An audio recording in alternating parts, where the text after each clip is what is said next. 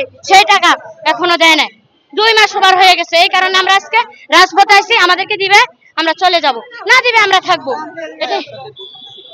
এটা হচ্ছে বাসন ট্যাগ, মিরপুরে বাসন ট্যাগে। এটা সরাসরি হাসিনায় দখল করে রাখছিল। এখন বিএনপি লোকে পুরো আমাদের বাড়িঘর ভাঙ্গা নিয়ে হারা বিক্রি করে খেতে আসছে, বুঝছেন? এই কারণে আমরা আজকে এখানে আসতে বাধ্য হয়েছি। ওরা নিয়ে দখলে রাখছে, ওরা পুরো লুট করে খাইতে আসছে। বর্তমান তারা অবশ্যই আমাদের সবকিছু কাগজপত্র সবকে সরকার বলছে যে আপনারা টাকা রিটার্ন নিয়ে যান, সেই টাকা এখনো দিতেছে না সচিবালয় থেকে।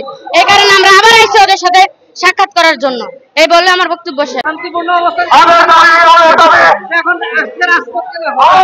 আমাদের বস্তিবাসী দাবি শুধু ওইটা, আমাদের পুনর্বাসন ফেরত চাই, শহীদ পরিবারের ক্ষতিপূরণ চাই, কলমিলতা মার্কেটের।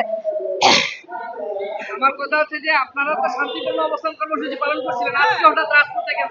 আমরা 3 দিন ধরে এখানে, আমাদের কোন সরকারি লোক আইসা জিজ্ঞাসা করে নাই যে আপনারা কেন বসে আছেন, আপনাদের দাবিগুলো কি।